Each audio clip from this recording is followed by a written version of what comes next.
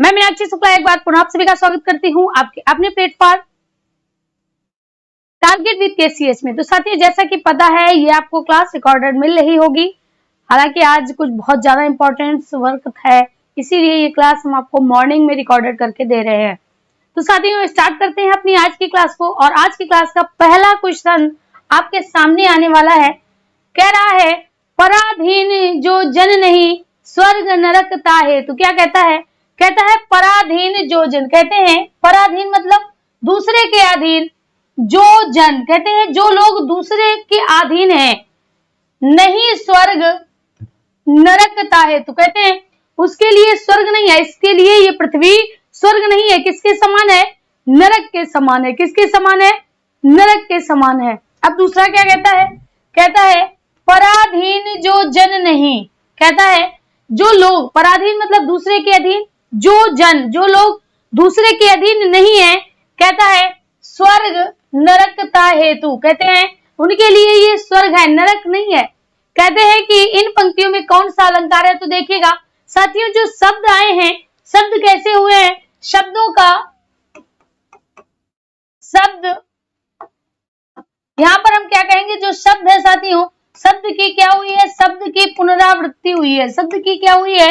शब्द की पुनरावृत्ति हुई है। याद रखिएगा, अगर साथियों शब्दों की पुनरावृत्ति होती है लेकिन अर्थ वही रहे, अर्थ वही रहे, तो यहाँ पर शब्दों का अर्थ वही है, कोई दूसरा अर्थ तो नहीं निकल रहा है। तो यहाँ पर साथियों विकल्प आपका क्या जाएगा? विकल्प आपका अनुप्रास चला जाएगा। ए विकल्प आपका राइट होगा, ए विकल्प आपका सही होगा। अगला क्वेश्चन, अगला क्वेश्चन देखिएगा, बहुत अच्छा क्वेश्चन है। कहता है जानी गौर अनुकूल, जानी गौर अनुकूल, सियही हरसु, सियही हरसु, न जाई कही मंजुल मंगल मूल, बाम अंग पर कन लगे। कहते हैं इनमें कौन सा छंद है? तो देखिएगा यहाँ पर 2 हो जाएगा, 2 1 3, 3 2 5 1 6 7 8 9 10 11, यानी पहले वाले में 11 है। कहता है 1 2 3 4 5 6 7 8 9 10 11 12 13, और दूसरे वाले में कितना है? 13 है। यानी 11 और 13 क्या है? 11 और 13 साथियों मात्राएं हैं। अगर किसी छंद में 11 और 13 का क्रम होता है तो कई बार हमने आपको बताया है साथियों, क्या हो जाता है? सोरठा चला जाता है। विकल्प आपका क्या चला जाएगा? विकल्प साथियों ए चला जाएगा, सोरठा हो जाएगा। क्या हो जाएगा? सोरठा हो जाएगा। याद रखिएगा यहाँ पर विकल्प क्या हो जाएगा साथियों? सोरठा हो जाएगा। ठीक है, चलिए आगे बढ़ते हैं। अगला क्वेश्चन, अगला क्वेश्चन आपको बताना है। कह रहा है छंद शास्त्र के आदि प्रणेता कौन है? पहला है बिहारी, वाल्मीकि, पिंगल ऋषि और केशवदास। केशवदास। तो साथियों देखिएगा, अगर हम बात करें छंद शास्त्र की, छंद शास्त्र का मतलब क्या है? छंद के जनक कौन माने जाते हैं?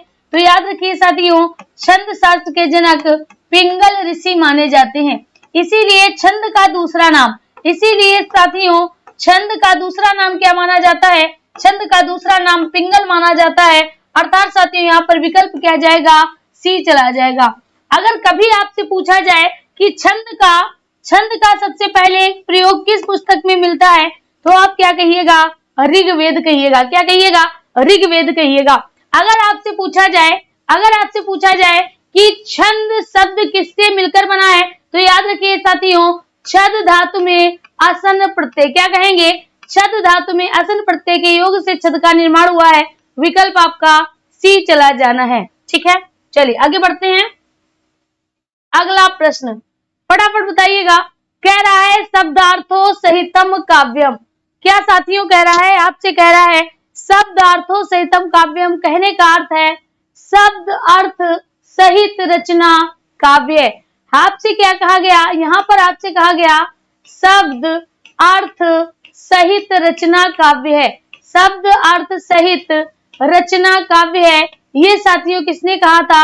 ये जो पंक्ति है ये किसकी है? भामा की है। तो यहाँ पर विकल्प आपका क्या जाएगा?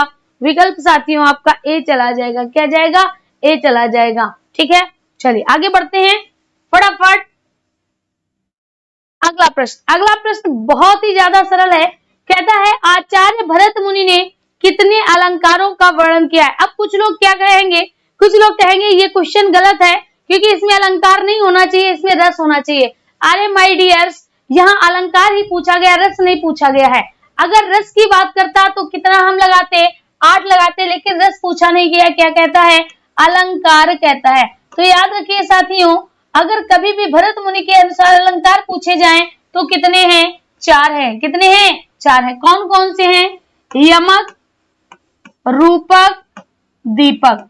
याद रखिए, देखिए सभी में अंत में क्या है, यमक, रूपक, दीपक, और इसके बाद क्या है साथियों, उपमा है। विकल्प आपका क्या चला जाएगा, बी चला जाएगा। क्या चला जाएगा, बी चला जाएगा।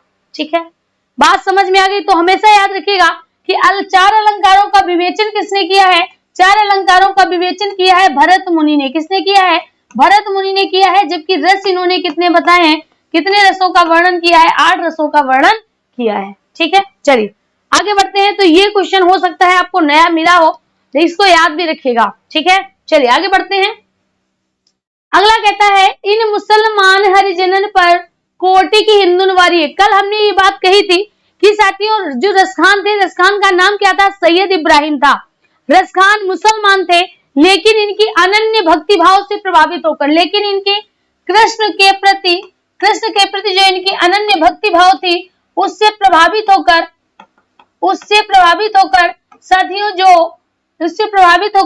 जो भारतेंदु हरिश्चंद्र थे, कौन थे, भारतेंदु जी थे। तो भारतेंदु जी ने ये पंक्तियां किस पर कही थी, रस खान पर कही थी। किससे, उनके अनन्य भक्ति भाव से प्रभावित होकर। तो यहाँ पर विकल्प आपका क्या जाएगा, बी चला जाएगा। कह रहे हैं इन मुसलमान हरिजन पर, कहते हैं कि ये जो मुसलमान है, हरिजन रूपी मुसलमान है, इन पर तो मैं करोड़ों हिंदुओं को निछावर कर सकता हूँ, लेकिन ये लोग कैसे होने चाहिए, रसखान की तरह होने चाहिए। तो इस तरह से विकल्प आपका क्या चला जाएगा, विकल्प साथियों आपका बी चला जाएगा। अगर ये पूछा जाए कि ये कथन किस पर कहा गया है, तो ये कथन साथियों रसखान पर कहा गया है। यहाँ पर विकल्प आपका क्या जाना है, विकल्प आपका बी चला जाएगा। विकल्प क्या जाएगा, बी चला जाएगा। ठीक है, बात समझ में आ गई होगी आई होप। चलिए आगे की तरफ पढ़ते हैं, अगला क्वेश्चन देखते हैं। कहता है अपभ्रंश का वाल्मीकि किसे कहा जाता है, पुष्यदन, धनपाल, शालिभद्र या स्वयंभू। तो देखिएगा साथियों, अगर आपसे पूछा जाए अपभ्रंश का वाल्मीकि, क्या पूछा जा रहा है, अपभ्रंश का वाल्मीकि, तो अपभ्रंश का मतलब क्या है, वाल्मीकि समझते हो। वाल्मीकि ने क्या की थी, वाल्मीकि ने साथियों राम काव्य लिखा था। क्या किया था, राम काव्य लिखा था।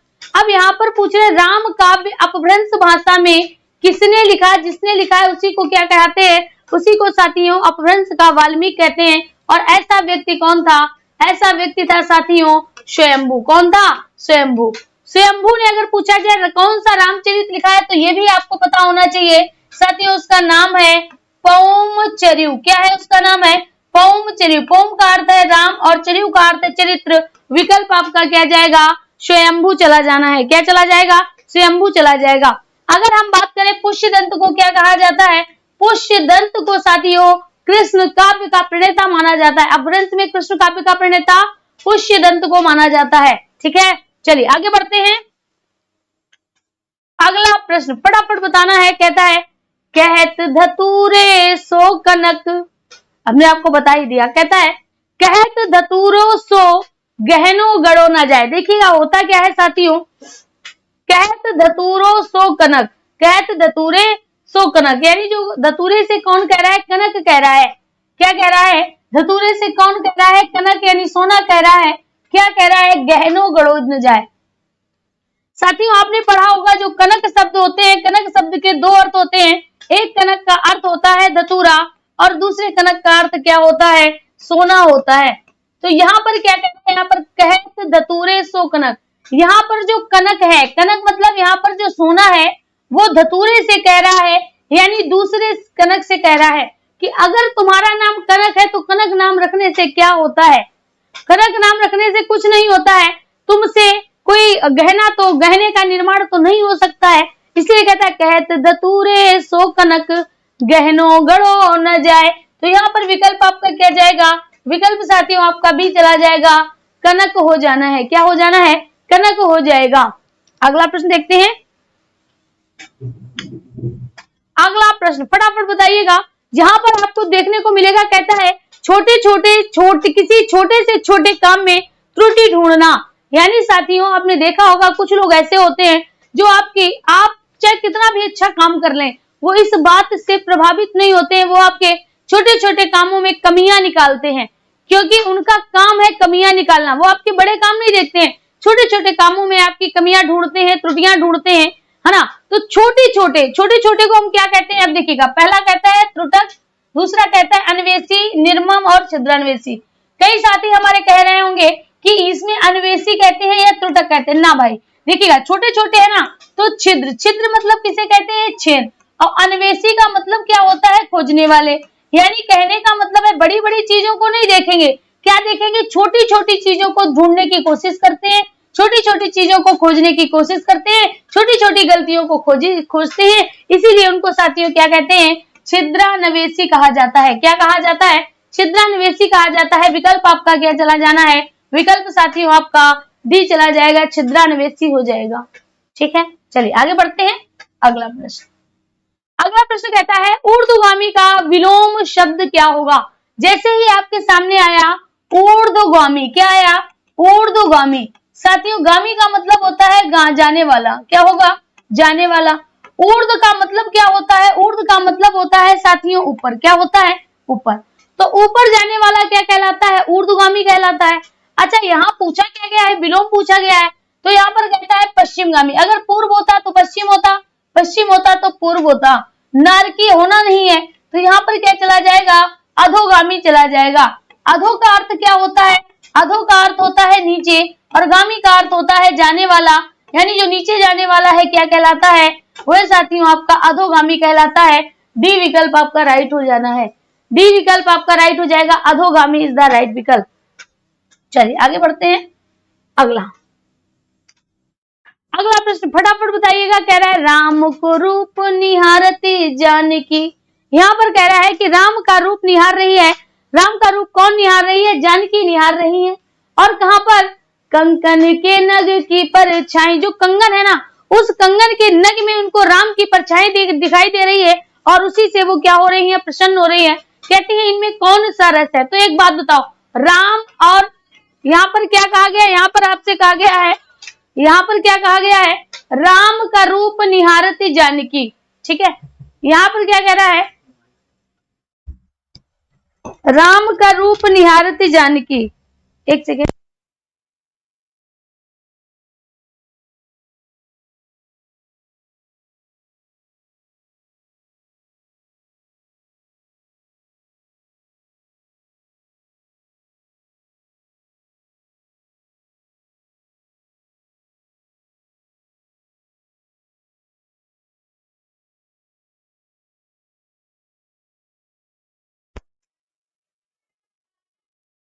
यहाँ पर क्या है, यहाँ पर आपसे कह रहा है कि राम को रूप निहारती जानकी, कंकन के नग की परछाई। जल्दी से आपको बताना है कि इनमें साथियों कौन सा रस होगा, इसमें आपका कौन सा रस होगा, ये आपको बताना है।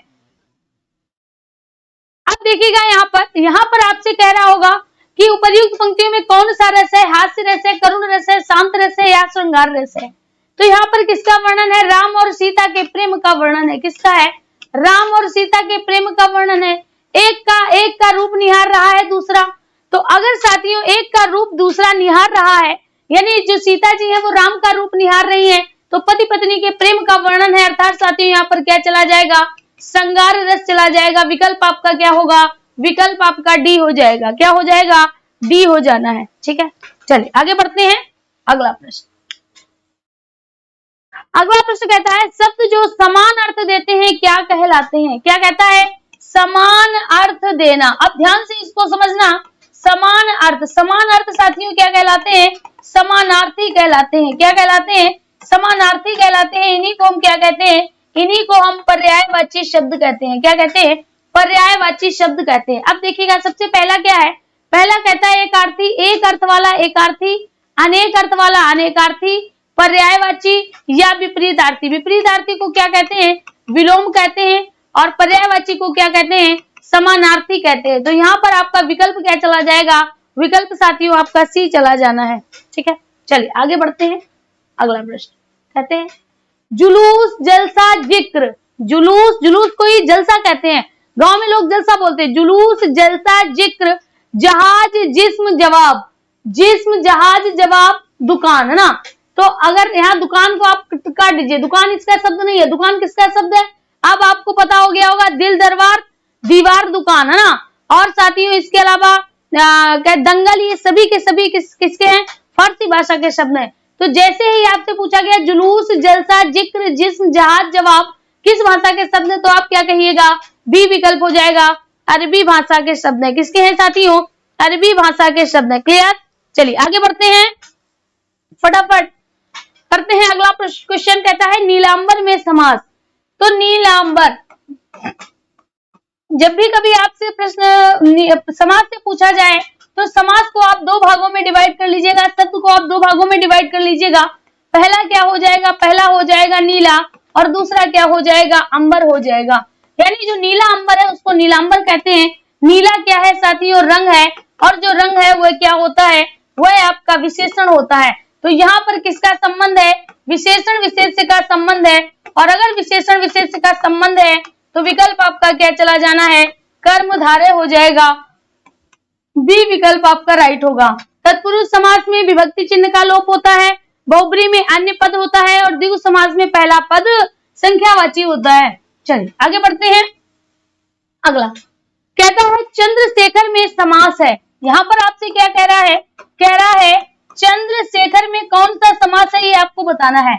तो पहला पद क्या हो गया? पहला पद आपका चंद्र हो गया, दूसरा पद आपका क्या हो गया? शेखर हो गया। तो दो पद हैं, पहला पद आपका चंद्र है, दूसरा पद आपका शेखर है। ठीक है, तो जब दोनों को मिलाया तो क्या हो गया? चंद्रमा है शिखर पर जिनके, चंद्रमा है शिखर पर जिनकर, अर्थात चंद्रशेखर किसके लिए यूज होता है साथियों?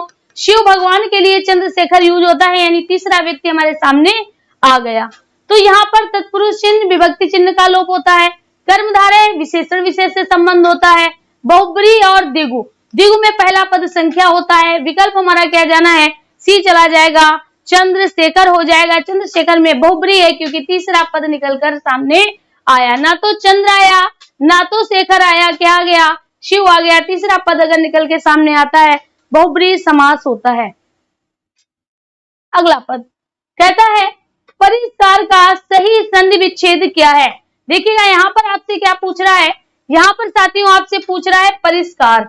अब जैसे ही आपके सामने आया परिष्कार, याद करिएगा एक छोटी सी बात मेरी क्या थी कि अगर कभी भी आपका शा खा सा, इनके बाद अगर आपका पहला वर्ण है, दूसरा वर्ण है, या शा खा सा है, तो बेझिझक ये जो सा खा सा है इनको हमें किस में बदल देना है? विसर्ग में बदल देना है बस, और वैसे ही लिख देना है। तो क्या हो जाएगा? परिधनकार हो जाएगा। पूछा जाए कौन सी संधि है तो आप क्या कहोगे? विसर्ग संधि है। क्या है? विसर्ग संधि है। कौन से नियम लगेंगे? तो शा खा शा के नियम लगेंगे। विकल्प यहाँ पर आपका क्या चला जाएगा? सी चला जाएगा, परिधनकार होगा, ना तो परिधनकार होगा क्योंकि इसका अर्थ नहीं होता है, इसकार का अर्थ नहीं होता है, इसकार का अर्थ नहीं होता है। विकल्प आपका क्या जाना है? विकल्प साथियों आपका सी राइट होगा, सी विकल्प आपका राइट हो जाएगा। चलिए आगे बढ़ते हैं। अगला प्रश्न फटाफट बताना है। कहता है स्वच्छंद का सही संधि विच्छेद है। अब देखिएगा जैसे ही आपके सामने आया स्वच्छंद, क्या आया? स्वच्छंद आया। ठीक है, अब यहाँ पर देखिएगा बहुत इत्मीनान से देखिएगा कि यहाँ पर आप क्या, ये स्वच्छंद गलत लिखा है, क्या हो जाएगा? ऐसे हो जाएगा स्वच्छंद। ठीक है, तो यहाँ पर आप क्या देख रहे हैं? यहाँ पर आप देख रहे हैं चा और छा आया है, इसके कई नियम लगते हैं। लेकिन अगर आ या आ के बाद, आ या आ के बाद, या हम कह सकते हैं हस्तु के बाद, क्या कह सकते हैं?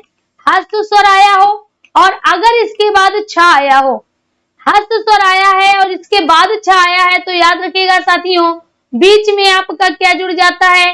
चा जुड़ जाता है। क्या जुड़ जाता है? चा जुड़ जाता है। तो कहने का मतलब यहाँ पर पहले क्या रहा होगा? स्व रहा होगा, यानी स्व है, हस्त क्या है? इसमें आ है। मेल किससे हुआ? छा से हो गया। मेल किससे हुआ? छा से हो गया। तो बीच में क्या जुड़ गया? चा जुड़ गया। यहाँ पर क्या हो जाएगा? स्वच्छंद हो जाएगा। क्या हो जाएगा? स्वच्छंद हो जाएगा। तो विकल्प आपका क्या जाएगा? सी विकल्प इज द राइट विकल्प। सी विकल्प इज द राइट विकल्प, आपका सी विकल्प ही सही होगा। ठीक है, चलिए आगे बढ़ते हैं। अगला पॉइंट कहते हैं लवंग का तद्भव रूप क्या होता है? पहला है नमक, दूसरा नमक को साथियों लवण कहते हैं। क्या कहते हैं? लवण कहते हैं। लवण, लौंग, लफंगा। तो साथियों जो लवंग है, लवंग को हम क्या कहते हैं? लवंग को लौंग कहते हैं। क्या कहते हैं? लवंग को साथियों लौंग कहा जाता है। ठीक है, अब यहाँ पर दो चीजें याद रखिए। अगर आपसे पूछा जाए समश्रु, समश्रु किसे कहते हैं? समश्रु कहते हैं पूंछ को। अगर आपसे पूछा जाए स्वश्री, स्वश्री किसे कहते हैं? सांस को कहते हैं। और अगर आपसे पूछा जाए श्वसुर, क्या पूछा जाए? ससुर, ससुर किसे कहते हैं? ससुर को कहते हैं। ये सारी बातें आप याद रखिएगा। तो यहाँ पर जो विकल्प होने वाला है राइट, वो आपका सी विकल्प राइट होगा। ठीक है, सी विकल्प आपका राइट हो जाएगा। चलिए आगे बढ़ते हैं। अगला प्रश्न, अगला प्रश्न कहता है संस्कार शब्द में प्रयुक्त उपसर्ग है। अब देखिएगा यहाँ पर हमने क्या लिख दिया? यहाँ पर हमने लिखा संस्कार। ठीक है, बहुत गौर से देखिएगा। अब आप यहाँ पर क्या कहोगे? यहाँ पर सा आया है तो इसका मतलब क्या? यहाँ पर विसर्ग लगेगी? तो यहाँ पर विसर्ग नहीं लगेगी। उसका कारण क्या है? देखिएगा ऊपर आपको क्या मिला? ऊपर आपको मिल गया अनुस्वार। क्या मिला? अनुस्वार। तो इसमें ये अनुस्वार किसमें बदल जाएगा? मां में बदल जाएगा। यानी पहला पद आपका क्या होगा?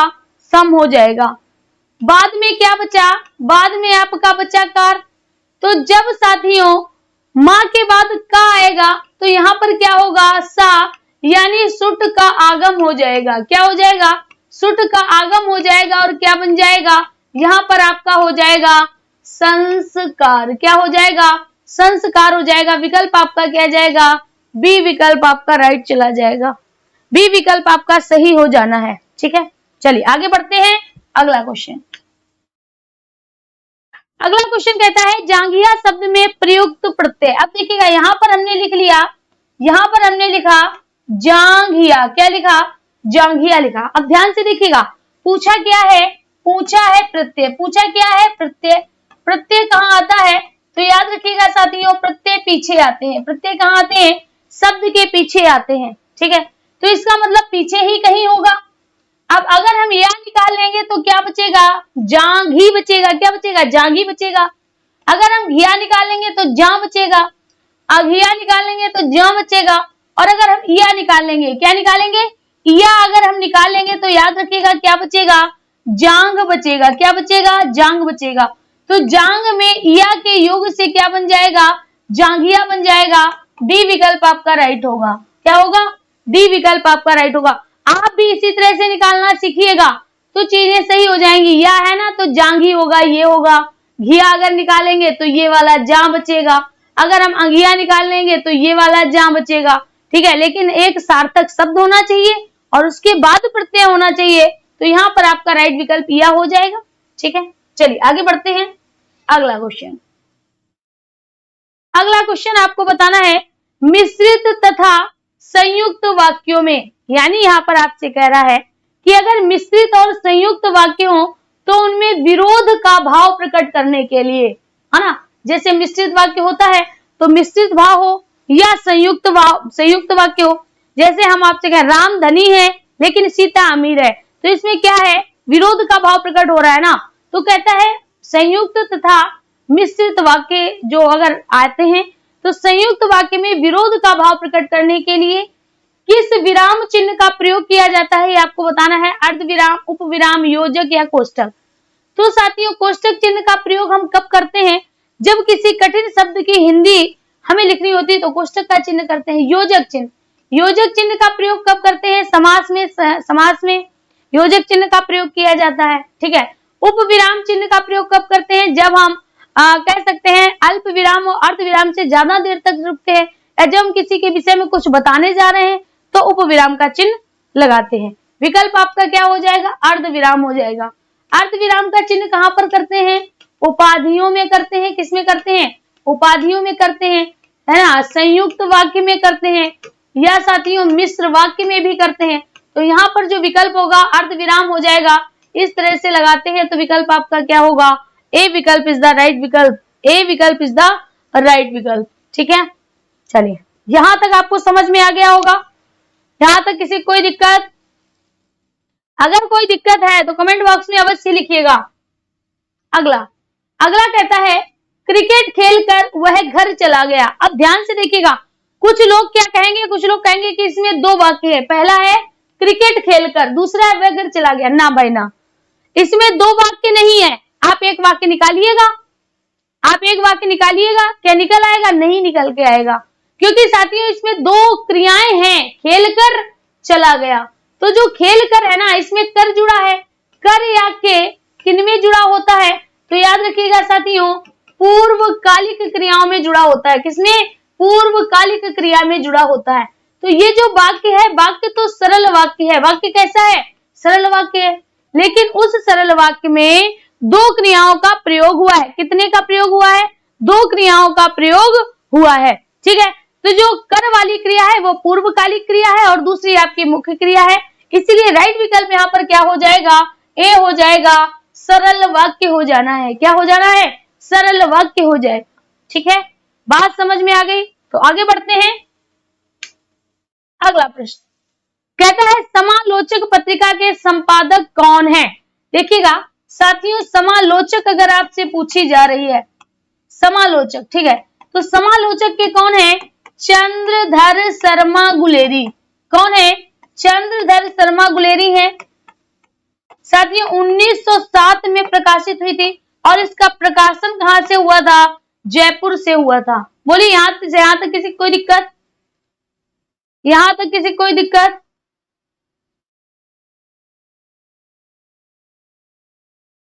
अरे 1907 नहीं 1902 है। यहां तक किसी कोई दिक्कत? अब देखिएगा, दूसरी साथियों जो समालोचक है, एक समालोचक और है, और उस समालोचक के राइटर कौन है ये भी याद रखिएगा, रामविलास शर्मा। कौन है? रामविलास शर्मा है। कौन है? रामविलास शर्मा है। कौन है? रामविलास शर्मा है। ठीक है, अगर आपसे पूछी जाए ये कहां से प्रकाशित होती थी, ये साथियों आगरा से प्रकाशित होती थी 1858 में। कब? 1858 में। हाँ सॉरी 1958, 1958 है। ठीक है, 1958 है, कर लीजिएगा। तो यहाँ पर आपसे क्या कहते हैं, समालोचक पत्रिका के संपादक। देखिएगा ये मोस्टली ये होता है ना, समय बहुत कम पूछा जाएगा, जो पूछा जाएगा वो इसके राइटर होंगे, और दूसरा ये कहां से प्रकाशित होती थी ये इंपॉर्टेंट आपके लिए होता है। तो समालोचक पत्रिका का क्या हो जाएगा? चंद्र शर्मा गुलेरी हो जाना है। वी विकल्प आपका राइट होगा, वी विकल्प साथियों आपका राइट हो जाएगा। चलिए आगे बढ़ते हैं। अगला क्वेश्चन कहता है घाट घाट का पानी पीना। आपने सुना होगा, लोग कहते हैं वो उसने तो घाट घाट का पानी पिया है। तो घाट घाट का पानी पीने का अर्थ क्या होगा? बहुत अनुभवी होना, बहुत यात्रा करना, अधिक लोगों से मित्रता करना, रोजगार में नए अवसर प्रदान करना। नहीं साथियों, घाट घाट का पानी पीने का मतलब है, देखिए पानी तो एक जैसा होता है लेकिन घाट अलग अलग होते हैं। तो कहने का मतलब अगर किसी व्यक्ति के पास अनुभव अधिक है, अगर किसी व्यक्ति के पास अनुभव अधिक है ना, तो इसका मतलब हम उससे क्या कह सकते हैं? घाट घाट का पानी पीना, घाट घाट का पानी पीना। अगर कहे बाल सफेद करना, बाल सफेद करना, तो इसका मतलब क्या होना? इसका मतलब भी होता है साथियों और अनुभव होना। आपने सुना होगा, लोग कहते हैं ये जो बाल हैं हमने धूप में नहीं पकाए हैं। तो इसका मतलब क्या होता है कि बाल सफेद होने का मतलब भी होता है साथियों बुजुर्ग होना, अनुभवी होना। तो याद रखिएगा यहाँ पर विकल्प आपका क्या जाना है? ए चला जाएगा, बहुत अनुभवी होना, यानी घाट घाट का पानी पीना, घाट घाट का पानी पीना। शैतान की आंत होना, भाई आंत तो वैसे भी लंबी होती है, और किसकी है? शैतान की है, तो भाई बहुत लंबी होना। शैतान की आंत होना मतलब बहुत लंबी होना। चलिए आगे बढ़ते हैं। अगला क्वेश्चन कहता है टिप्परों लगाना का अर्थ क्या है? देखिए टिप्परों लगाना नहीं, टिप्पस लगाना। कहते हैं तुम मेरी टिप्पस लगा दो। क्या कहते हैं? टिप्पस लगा दो भाई मेरी। तो जो टिप्पस होता है, टिप्पस क्या कहते हैं? टिप्पस साथियों हम कह सकते हैं जैसे एक तरह की सिफारिश होती है। टिप्पस क्या होता है? टिप्पस कहते हैं सिफारिश को। तो कभी भी अगर आपसे पूछा जाए टिप्पस लगाना, क्या कहना? टिप्पस लगाना का अर्थ होता है सिफारिश लगाना। क्या होता है? सिफारिश लगाना। याद रखिएगा। तो अगर आपसे पूछा जाए टिप्पस लगाना तो आप क्या कहोगे? सिफारिश लगाना। क्या लगाना? सिफारिश लगाना। बी विकल्प आपका राइट हो जाना है। बी विकल्प आपका राइट हो जाएगा। चलिए आगे बढ़ते हैं, अगला क्वेश्चन देखते हैं। अगला क्वेश्चन कहता है शुद्ध वाक्य का चयन कीजिए। क्या कहता है? शुद्ध वाक्य का चयन कीजिए। फल बच्चे को काट कर खिलाओ। फल बच्चे को काट कर खिलाओ। बच्चा को नहीं काटना है, फल को काटना है, गलत है। बच्चे को काट कर फल खिलाओ, फिर बच्चे को काट दिया, गलत। बच्चे को फल काट कर खिलाओ, यहां पर फल कटा है, यही विकल्प सही होगा। काट कर फल बच्चे को खिलाओ, ये गलत होगा। विकल्प साथियों आपका सी हो जाएगा। बच्चे को फल काट कर खिलाना है, बच्चे को फल काट कर खिलाना है, तो यहाँ पर विकल्प आपका सी राइट हो जाएगा। विकल्प आपका सी राइट हो जाएगा। चलिए आगे बढ़ते हैं।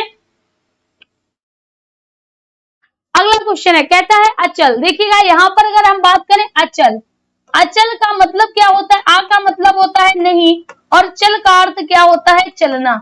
साथियों जो चल नहीं पाए उसको क्या कहते हैं? अचल कहते हैं, यानी क्या रहे? स्थित रहे। अब देखिएगा पहला कहता है चलायमान, गलत।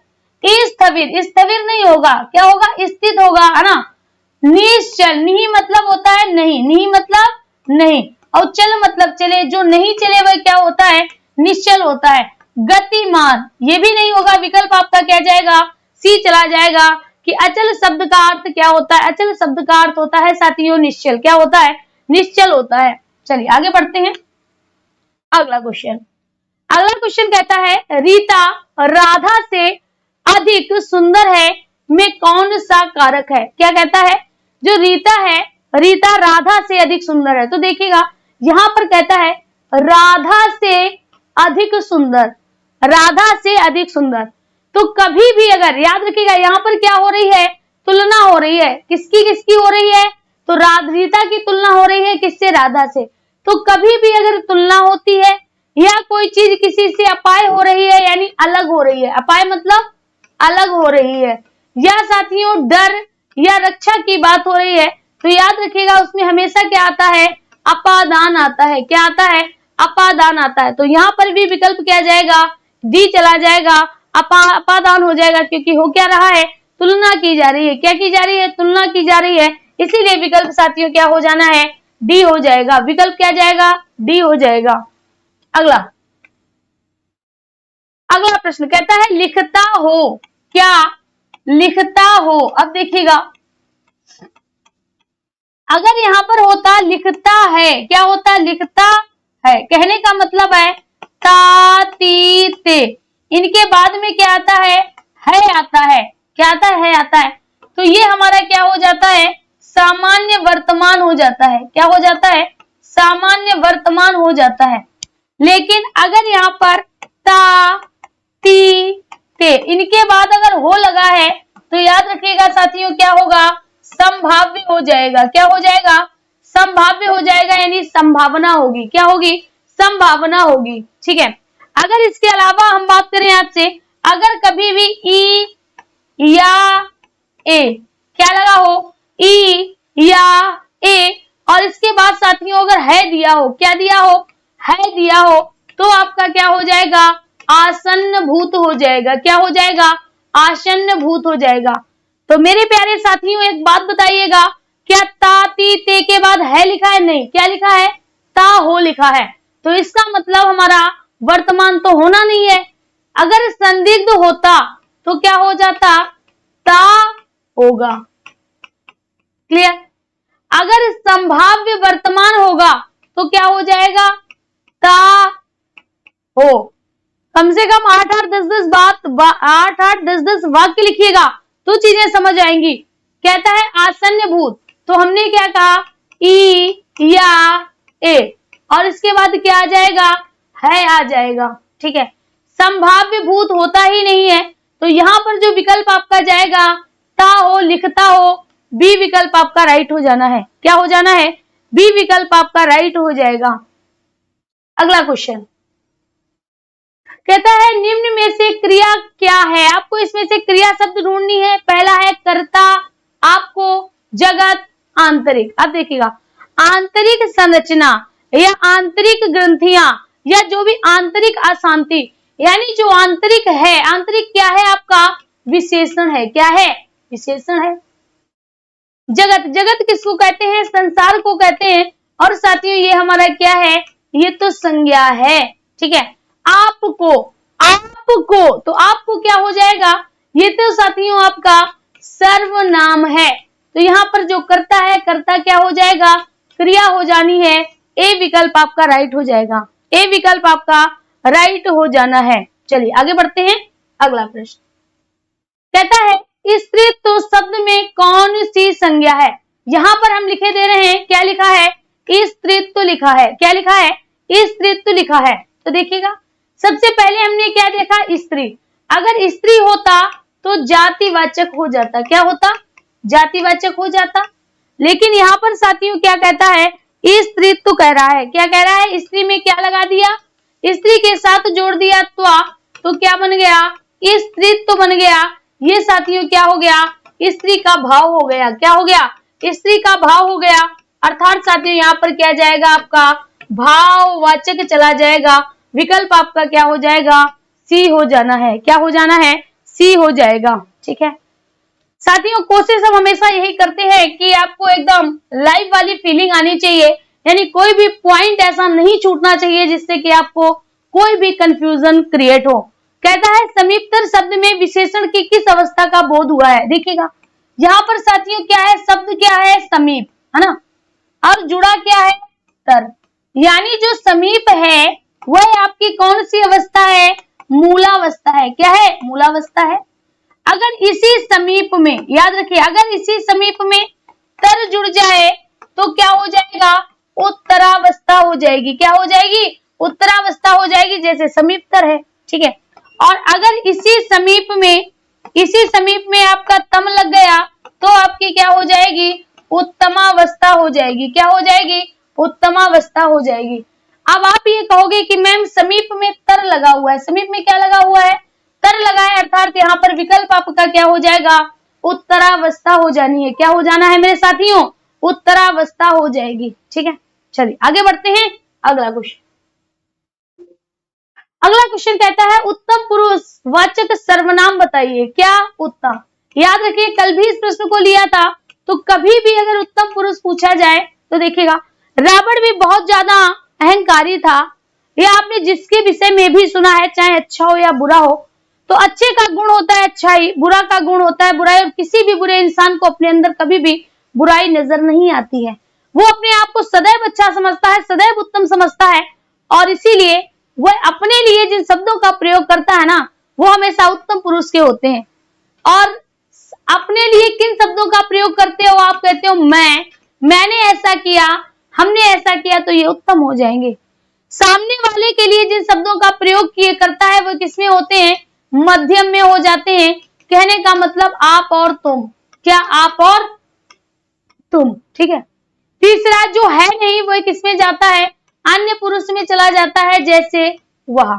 तो यहाँ पर उत्तम पुरुष वाचक शब्द हमारा क्या होगा, मैं या हम चला जाएगा, बी विकल्प आपका राइट होगा। तुम और आप मध्यम में जाओगे, और कब साथियों जो है वो हमारा प्रश्नवाचक शब्द हो जाना है, तो यहाँ पर विकल्प आपका राइट क्या हो जाएगा, विकल्प आपका बी राइट होगा, क्या होगा, बी राइट हो जाएगा। चलिए आगे बढ़ते हैं। तो साथियों आज की क्लास में प्रश्नों की श्रृंखला यही तक थी। मिलते हैं आपसे कल फिर से इसी समय इसी चैनल पर, और हाँ याद रखिएगा ठीक 9:30 बजे आपकी जो कंप्लीट जीएस जीके की क्लास होती है उसको अवश्य ही ज्वाइन करिएगा। आज के लिए इतना ही, धन्यवाद।